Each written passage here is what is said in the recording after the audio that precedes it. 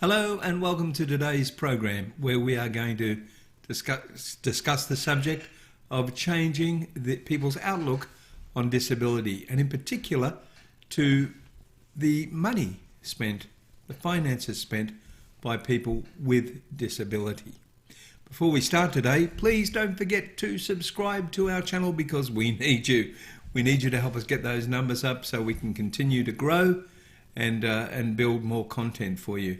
Also today we are sponsored by Simple Solutions in Hervey Bay, Hello World Travel in Hervey Bay, and we give our thanks to the NDIS who, through my NDIS funding, are helping this cause move along as quickly as we can. Excuse me.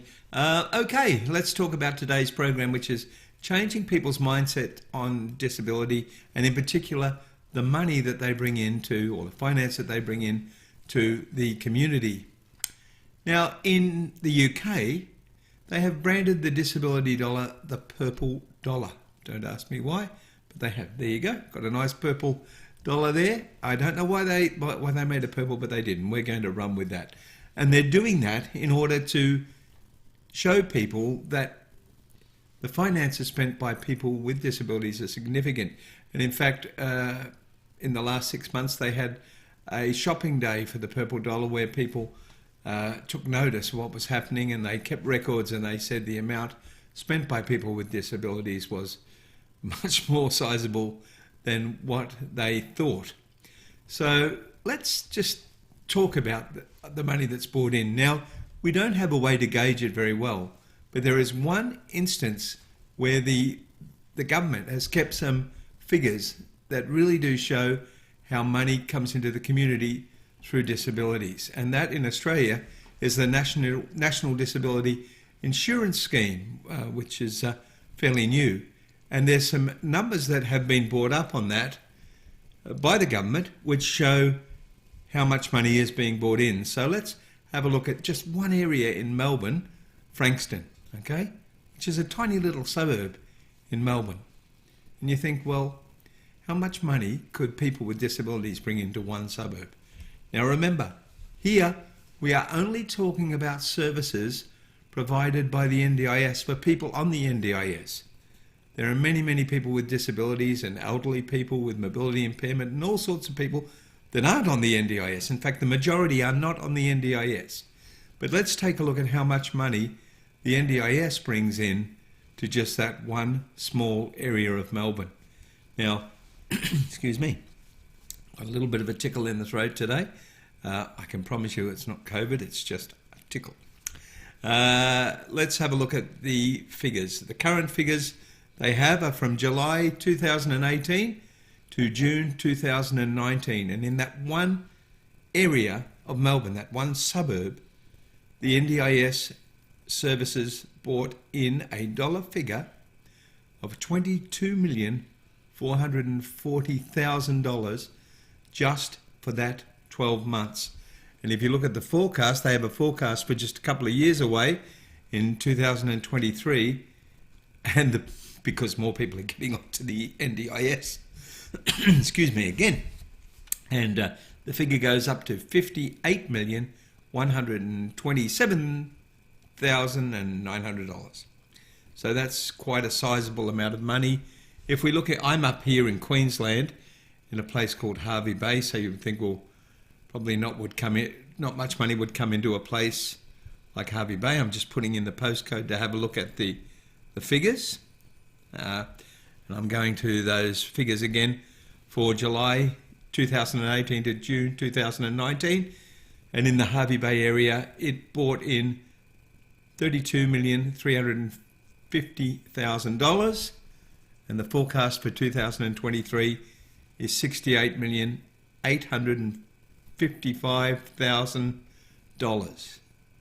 That's a lot of money just in NDIS services. And NDIS services include support in shared accommodation, personal care, assistance with community activities, all sorts of things, physiotherapy, aids, wheelchairs, all sorts of things. But that's a lot of money for just those couple of small areas.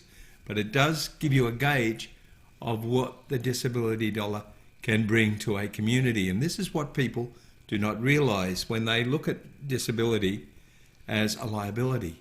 And there is a little bit of a change going on. In June 2017, there was a travel article. I think I'm not going in the wrong spot for Carl, and that was in the Travel Bulletin of Australia.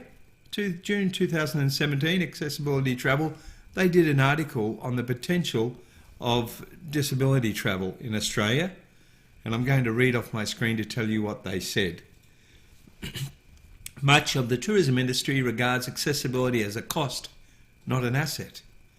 With an estimated of 20% of Australian population living with some form of disability, experts believe the market is a potentially lucrative one. The most recent data, and this is not really very recent, were taken from figures compiled in 2003, and they found 11% of people who took overnight just domestic trips identified themselves as having some form of disability, generating $4.8 billion for the economy.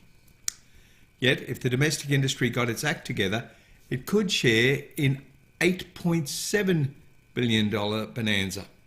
The potential is only expected to increase as the population increases and the age population increases and the consumer empowering National Disability Insurance Scheme rolls out nationally.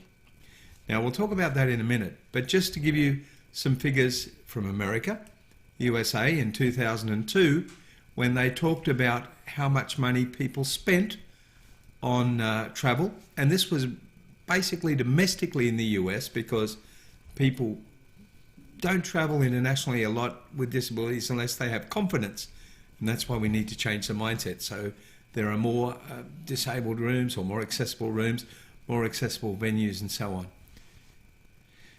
If you would like to imagine how much just Americans spent on domestic travel in 2002, it was $13.6 billion, and that was in 2002. Now, a lot of those people want to come over to Australia and other parts of the world after the situation that's currently around dissipates and spend their money. And this is why not just travel, but every retail business should start to think of people with disabilities as an asset, not a liability. This perception needs to change.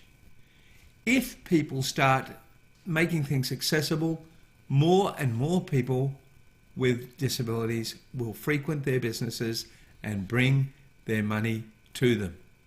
It is an absolutely false way to think of people with disabilities as a liability. It's just not the way that it actually is.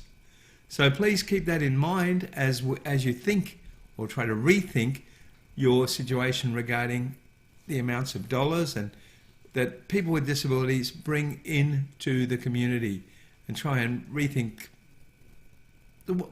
change the way you think about these things. We'll be following this for quite some time.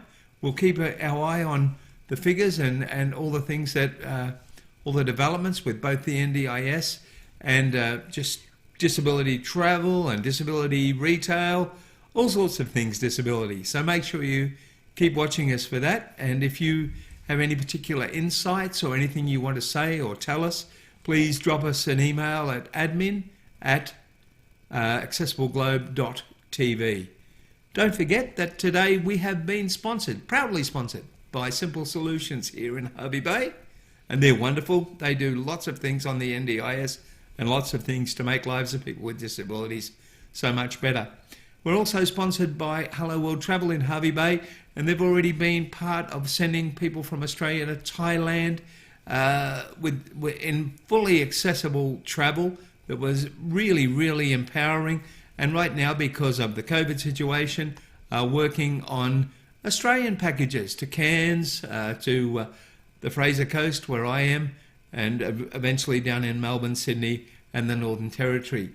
So we're going to put a real focus on some domestic travel for those people in Australia, and of course eventually bringing people from all over the world to this wonderful country.